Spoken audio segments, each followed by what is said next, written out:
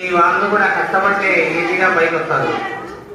ఒక చిన్న స్టోరీ చెప్తాం మీకు ఈరోజు. Only one small story. అతని పేరు గుణనిధి.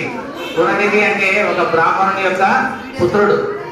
చాలా మందికి తెలియని విషయం ఏంటంటే పండిత పుత్ర పరమసుంట అంటున్నారు. అంటే చాలా మంది వాళ్ళ పిల్లల యొక్క డెవలప్మెంట్ ని పెద్దగా పట్టించుకోకుండా ఉంటారు. కాబట్టి వాళ్ళ పిల్లలు కూడా పక్కదారి పట్టే మార్గానికి అవకాశం ఉంటుంది. అయితే ఈ గుణనిధి ఎవరు అంటే ఒక బ్రాహ్మణుని యొక్క పుత్రుడు. ఈయన ప్రతిరోజు పాఠశాలకు పోతూ ఉంటే టీచర్లందరూ అతన్ని కొడుతూ ఉండేవాళ్ళు, ఇబ్బంది పెట్టారు. ఇతను కూడా చాలా అల్లరి చేసేవాడు.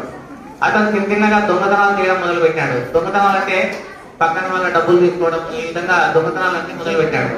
అతను పెరిగే కొద్దీ ఒక పెద్ద దొంగగా మారిపోతున్నాడు. అయితే ఒకరోజు ఆకలికి తట్టుకోలేక ఊర్లో ఒక ఇంట్లో దూరి ఆహారాన్ని అది తీసుకొని పోతూ ఉన్నప్పుడు ఆ ప్రజలందరూ ఎట్టమన్నారు, ఆ దొంగను కొట్టడానికి ఎట్టమన్నారు. అయితే ఇతను ఒక శివాలయానికి వెళ్ళి ఆ శివాలయం లోపల ఇతను వెళ్ళడం జరిగింది. అయితే గుణనిధి ఒక గొప్ప వ్యక్తిగా మారడానికి అదే మంచి అవకాశంగా మారింది. ఎందుకంటే అక్కడ శివాలయంలో ఆ రోజు మహాశివరాత్రి. మహాశివరాత్రి అంటే శివుని యొక్క ఒక అద్భుతమైన పండుగ. అయితే ఈ గుణనిధి ఆ యొక్క దేవాలయం లోపలికి వెళ్ళేటప్పటికీ ఉన్నటువంటి పెద్దగా గాలి వచ్చి దీపాలన్నీ ఆరిపోయినాయి. అప్పుడు గుణనిధి తన సొంతాన్ని తీసేసి నూనెలో నుంచి ఒత్తి వెలిగించాడు. అప్పుడు కైలాసంలో ఉన్నటువంటి ఆ యొక్క కింకరులు అంటారు, అంటే ప్రథమ గణాలు. అందుకోసమే శ్లోకం చెప్పేటప్పుడు మొట్టమొదట మనము ఒక అద్భుతమైన శ్లోకం చెప్తాం. వక్రతుండ మహాకాయం కోటి సూర్య సమప్రభం నిర్విఘ్నం కురుమే దేవ సర్వకార్యేషు సర్వదా. ఎందుకు ఈ మాట చెప్తాము అంటే ఏదైనా ఒక పని చేసేటప్పుడు విఘ్నేశ్వరుని తలుచుకొని పని చేస్తాం.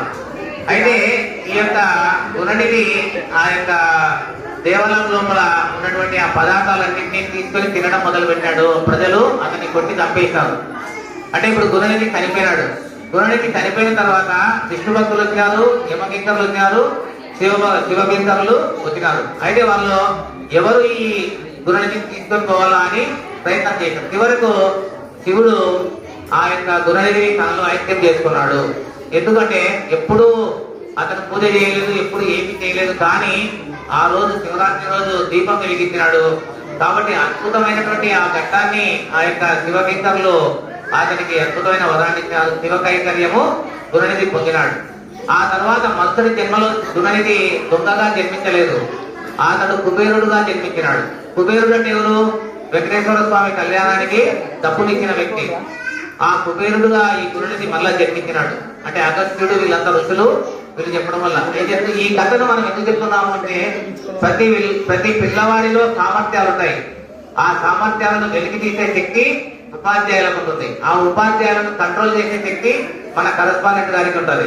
అంటే ఉపాధ్యాయులను కంట్రోల్ చేసే సామర్థ్యం సార్కు ఉంటుంది, పిల్లల్ని కంట్రోల్ చేసే సామర్థ్యం టీచర్లకు ఉంటుంది. కాబట్టి ఆ స్కూళ్ళన్నీ కూడా బాగా డెవలప్ అయినాయి. అంటే రాబోయే రోజుల్లో ప్రతి విద్యార్థి కూడా ఒక మంచి అద్భుతమైనటువంటి వ్యక్తిగా, ఈరోజు నేను దాదాపుగా చాలా ఏళ్ళ నుంచి టీచర్గా పనిచేస్తున్నాను. ఎంతో మంది డాక్టర్లు అయినారు, ఎంతో మంది ఇంజనీర్లు అయినారు, ఎంఆర్ఓలు కూడా అయినారు. అయితే వాళ్ళందరూ ఎప్పుడన్నా నాతో మాట్లాడుతున్నప్పుడు నాకు చాలా ఆశ్చర్యం అనిపిస్తుంది. అంటే మీరు కూడా గొప్ప స్థాయికి రావాలని మనసా వాచా కర్మనా కోరుతున్నాను. Thank you very much.